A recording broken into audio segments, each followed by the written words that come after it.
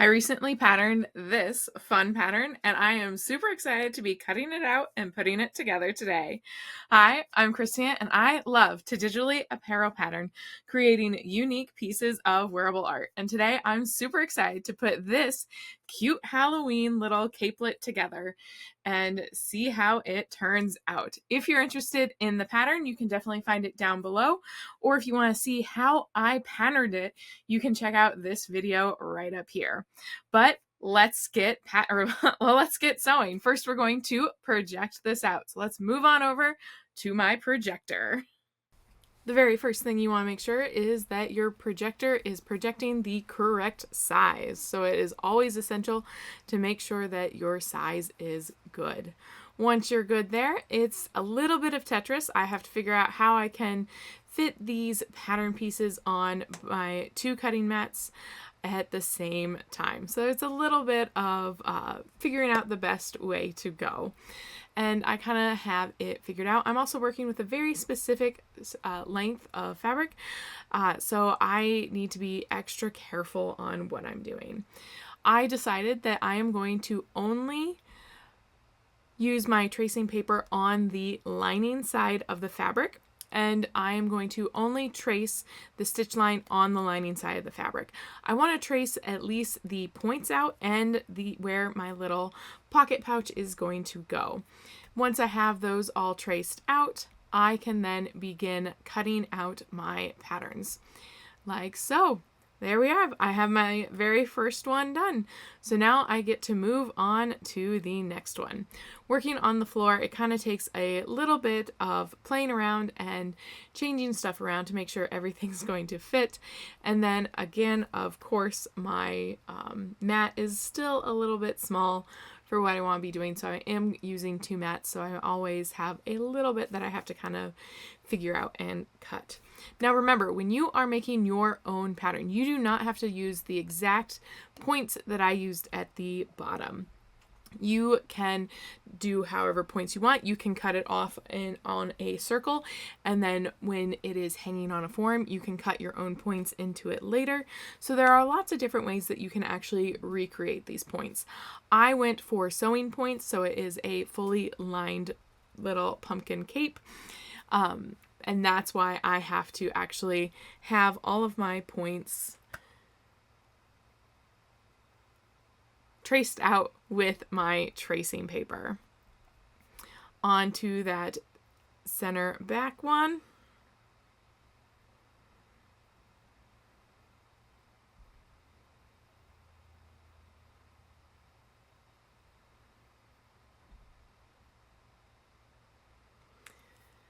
And I am off my cutting mat at this point, so I actually had to use a few placemats kind of built up to actually get it cut out. Sometimes things like that happen and you have to problem solve on the fly. Then once I have all my pumpkin cape pieces cut out, I then will move to cutting out my hood and my little collar pieces. For the hood, I decided to do a full bag out, so I did cut out 4 pieces of the hood, not just 2. And then for the collar, I did the same thing I did for the hem. I marked all my points out with the tracing paper, but then when I cut it in much more of a block form. This way I wasn't trying to deal with a whole bunch of tiny pieces moving around on me. I could have it kind of more in a block form, and then once I'm ready to trim away all the excess, I will be trimming it down to there. I sometimes find when I'm working with smaller pieces like this, if I cut it out bigger, and then just sew the bits into it and then trim away. Because I have all my stitch lines marked, it can be a much faster process. Now that I have everything cut out, it is time to do all the prep sewing of the details. So I am going to start with sewing around the edge of my pocket. I did decide to bag out that pocket completely, and then I'm going to sew around all of my hems. So we're going to start with the bagged pocket. I did decide to do this because the fabric does love to fray, so I figured it would be a more secure pocket if it was fully bagged out.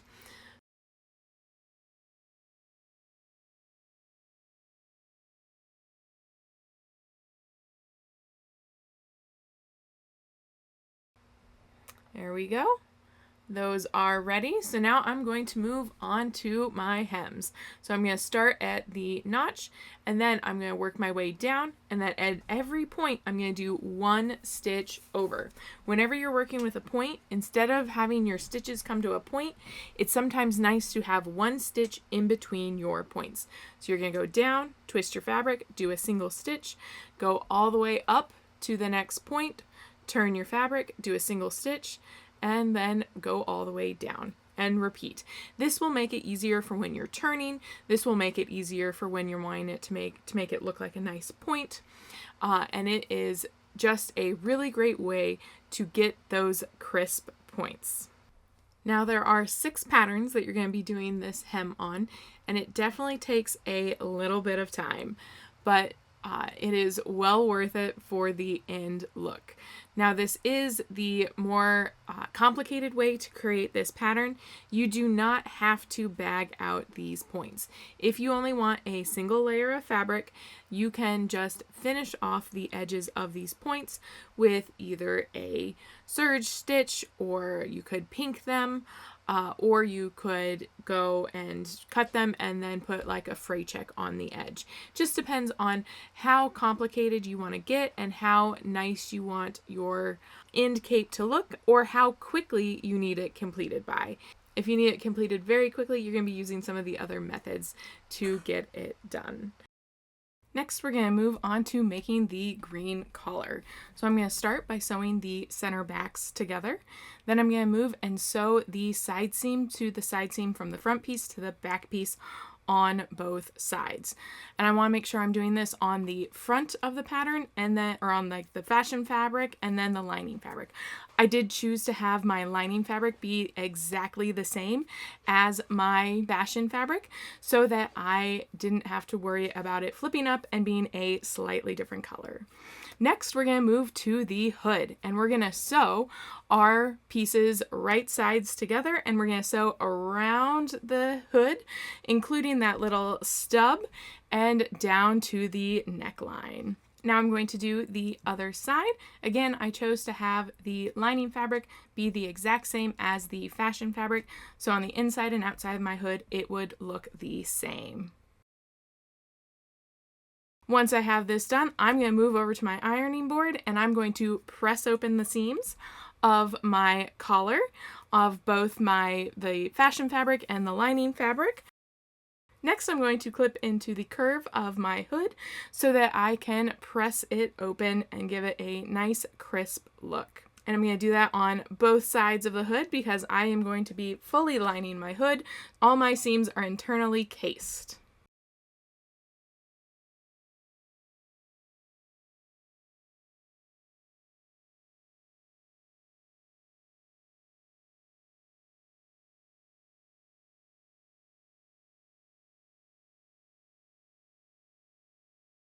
There we have it. Then I'm going to flip one right side out. I'm going to leave the other one with the seams on the inside. I'm going to line up the center top seam of my hood, and I'm going to put a pin in it. Now I'm going to go ahead and finish off the turn facing. So I'm going to go ahead and iron a 1/4 inch fold back all across that center front, and I'm going to kind of pin it as I go. Then I'm going to go back again, and I'm going to turn back a full inch and give it another good iron. This will give me a nice crisp line that will encase that center front seam. Then I'm going to move back over to my sewing machine. I'm going to top stitch that turn back down so that it is nice and clean. it is back to finishing up the collar. So I'm going to now line up each of my seams, my center back and my 2 side seams, as well as my center front line. Now I do have the jagged edges marked on here. I am going to be following them fairly closely, I think. I might change it up a little bit. That is one reason why I kind of like to draw the rough guidance on it, but then I can kind of make some spur of the moment creative decisions at the time of sewing. So I'm just going to make sure that everything is lining up really nicely, and I'm going to give it a pin so that as I'm sewing it, it's not going to move on me. And then I'm just going to start going down and sewing each of these jagged lines. Now again, while I'm sewing these jagged lines, at every point, I am doing a single stitch over. So I'm not coming up to a perfect point. I'm going up to the point, turning 90 degrees, doing 1 stitch, and then going back down the other side. And same with the internal points. I am going up to the internal point, turning, doing 1 stitch over, turning, and then going down. This will help create a crisper line once I actually flip the collar right side out. It'll just make everything look a little bit better. So I always recommend, if you're doing points like this, take the time to do that extra step, and you will be so much happier with the final result. Now it's time to clip everything away. So I'm just going to make sure I'm clipping all the way up into those points and clipping as close as I can to each of the points. Now you want to make sure that you are clipping through and not to and not through the thread. If you clip through the thread, you will have to go back and stitch a little bit smaller so that there is not a hole. The next step is to start actually flipping these points right side out, and then get my trusty point turner out and really start working at those points. Because of how many I did and how tight they are, I did find that there was a lot of working with each of these points. It was a lot of wrestling with the fabric and making it work. But I know it's going to be well worth it once I actually get this collar piece done.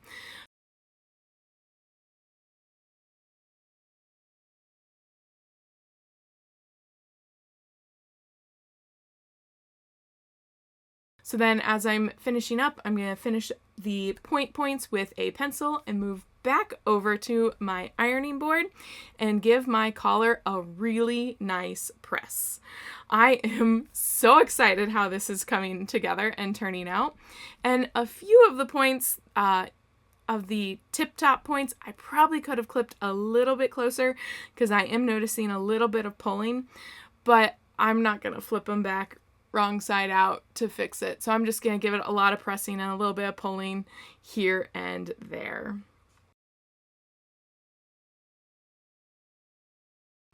Once I have my collar all prepped, it is time to move on to the orange jaggedy parts. So I'm going to first start by clipping away all the extra fabric. And again, I'm clipping to and not through that thread. I definitely might have cut through my thread once or twice, and I had to kind of go back in and give it an extra little stitch. And then I am going to clip up to my notch, and I'm going to clip in. That way I can flip out my pattern so the jagged edge is going to be all finished, and then I'll have raw edges from that notch mark up to the top of the cape. This is so that I can line it up, serge it together, and I can still have access into those. This is kind of a theater way of finishing stuff where you can make the bottom and the hem look really clean, but you can still have access to change sizing or whatever you would like.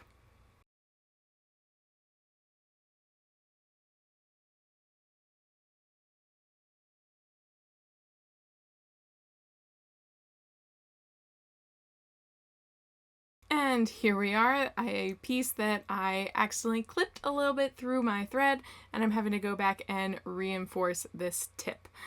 So I am shortening one of them just a little bit, but it happens to all of us that you sometimes have to reinforce.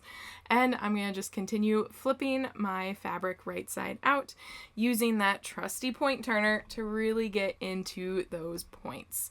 Now, it is definitely a lot of patience and a lot of work to get all those points in.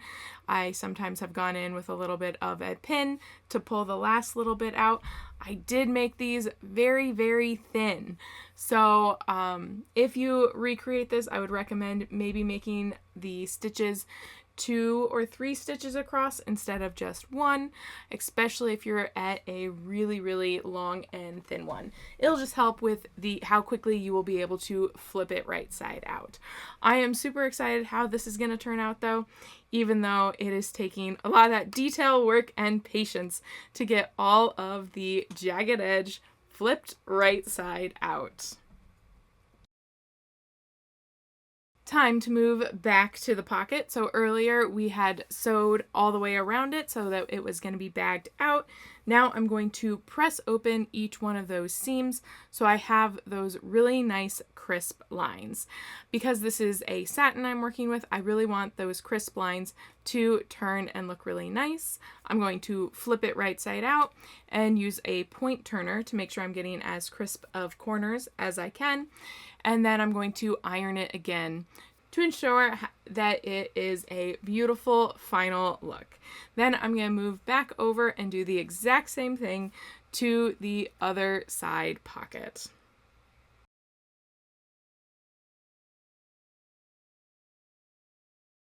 And iron it nice and flat. Make sure that it doesn't fold in on itself too much. There we go. Now, since I'm at the ironing board, I'm going to go ahead and iron each one of my jagged points on my orange fabric. The turning took a lot of work, and now it's time to really make sure that that turning gets seen. So I'm just going to work on each one, kind of just jiggling it to make sure that my fashion fabric and my lining fabric are as lined up as possible. But I am loving how crisp these jagged points are looking. I'm super excited to see this cape twirl.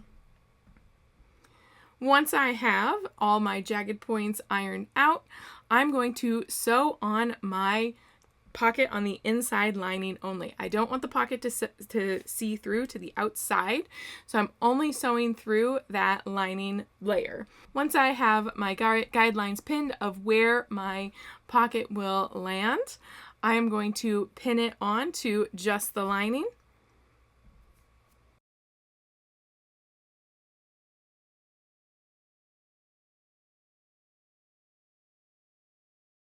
So once again, I'm just going to throw through a few pins in the placement areas of the pocket on the lining so that I can see it on the right side. Then I'm going to flip it over, pin and line up my pocket with those pins, pin it down, and then it's time to move over to the sewing machine. And I'm going to sew across the top of the pocket. I'm going to backstitch, and then I'm going to sew across the bottom of the pocket and up the short side. I want to make sure to leave the curved area open, so that is where I can actually access the pocket through.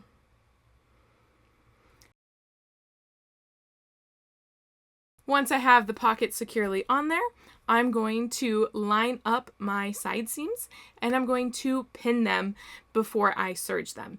Because I'm working with a cotton and a satin, I don't want to move straight to serging them because my satin's probably going to stretch more than I can actually hand guide it through. So I want to make sure that I'm keeping it as close to accurate as possible. So I'm just going to throw a few pins in there so that my satin lining doesn't stretch more than my fashion fabric.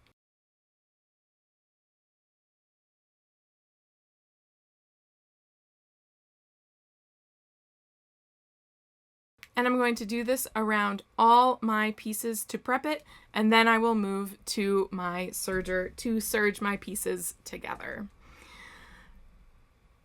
So I'm going to start at the bottom and I'm going to serge up one side.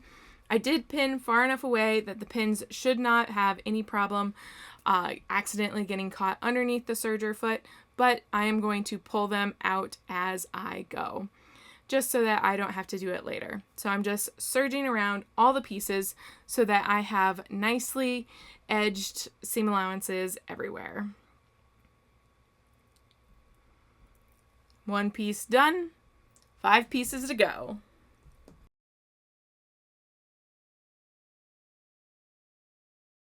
Next, it is time to sew up the center front to the side front. I am going to have little arm slits in this seam, so I'm going to make sure that I have pinned where I want those armholes to open up. And I'm going to backstitch at the beginning, sew partially the way up, backstitch again. I'm going to move over my arm slit, backstitch, and finish going all the way up to the other end of the seam. I'm going to repeat this on the opposite side so that I have my 2 arm slits there. I'm also going to take this time to match up my center back seam and do my 5/8 seam from hem to neck. Next, I'm going to move over to my ironing board and I'm going to iron open these pieces. When I'm ironing that slit open, I'm going to do my best as I can to make sure that I'm maintaining the 5/8 inch seam allowance. But I want that opened so that I can do a nice stitch around that.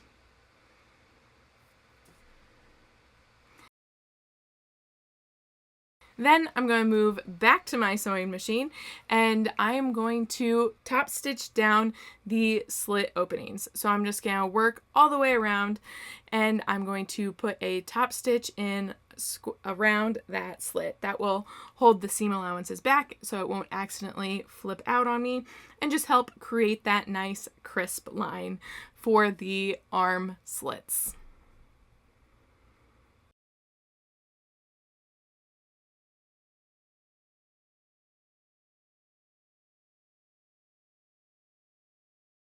Next, we are moving on to the side seam. So I'm going to match up my neckline and I'm just going to pin all the way down so that it doesn't stretch on me. I am going to be sewing on the bias, so I do want to make sure that they are actually nicely married together and one does not stretch more than the other. I'm going to just then sew, backstitching at the top and pulling my pins as I go all the way down. There we have it. One side done. Now I'm going to flip over and do the exact same thing to the other side. Pin it together so that it doesn't stretch unevenly towards each other. Now, if you have more sturdy fabric than I'm currently working with, you do not necessarily need to pin it together. I just know with the satin and the cotton on the bias, I have a much higher chance of my patterns stretching unevenly and therefore making my patterns not match up and having to make me seam rip and do it all over again. Then I'm going to move back to the ironing board, press open that seam on both sides so that it gets at that nice and crisp look. Then it's back to the serger. I'm going to serge the edges of my collar and my hood so that at my neckline I have a nice clean finish everywhere. Once I have that done, it's now time to assemble it. So I'm going to match up my center back seam and my side seams of the collar and the cape, and also that center front. I'm just going to put a few pins in it to make sure it does not walk on me. Once I have that, I am going to add the hood on. Before I add the hood on though, I need to put in some gathering running stitches because the hood gathers down to the collar. So I'm just going to put 2 rows of gathering stitches in. I'm going to line up the center front of the hood with the front edge of the collar so that it's a nice match. Then I'm going to pull my threads in, gathering that fabric down on either side. And then as I pin, I'm just going to make sure that the gathers are as even as possible in between those notches so that there's a nice even gather all the way around on my hood. Then I'm just going to do the exact same thing on the opposite side of the hood. Match up the center fronts, make sure the back's pinned, gather in my basting, and pin it all together so that there's a nice even gather with pins.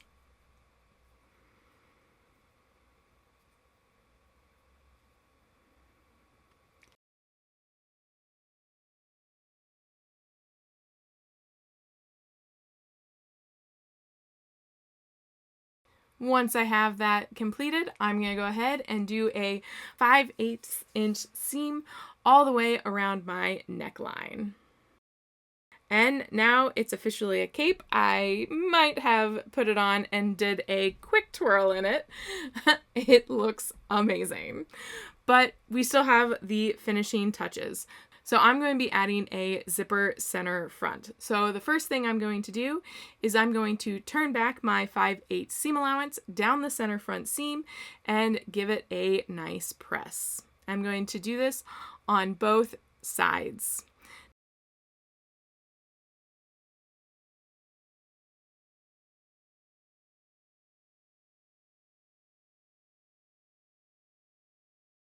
Next, I'm going to grab my zipper and I'm going to pin matching up the center of the teeth all the way down the cape.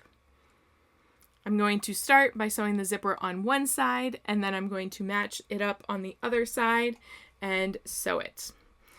I'm going to use the pins because I am going to be starting from the bottom and working up for the very first stitch, and I want to ensure that the top of the zipper ends exactly where I want it to end. And I'm going to sew it with a zipper foot so that I can get nice and close to that zipper and have a nice crisp line.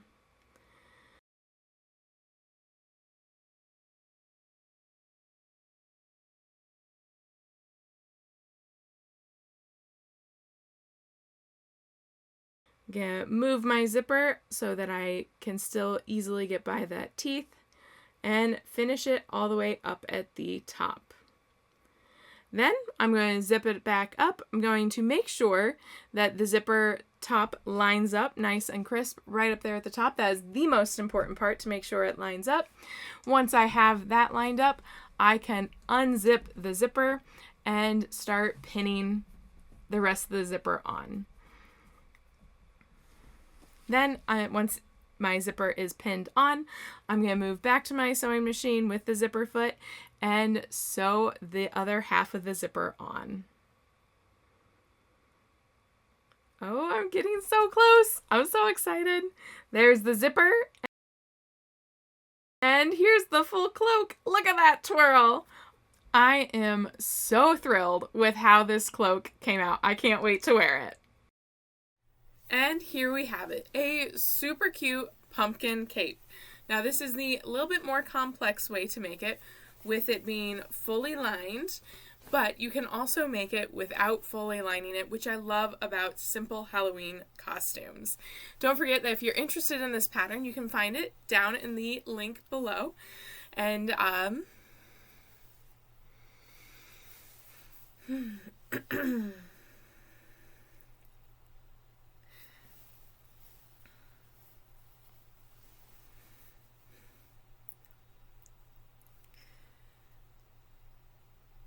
And there we have it. We now have our cute pumpkin cape. I love that you can either make it a little bit more complex with it being fully lined, or you can make it a little bit more simple and just kind of finish those edges. If you're interested in this pattern, you can find it in the description down below. If you decide to make it, I would love to see how you actually create it and how it looks on you. If you enjoyed this video, please make sure to like and subscribe. That way you can continue to see other ways to digitally apparel pattern, then make those patterns and create some amazing pieces of wearable art. I look forward to seeing you in some of my other videos. Happy patterning and sewing! Take care!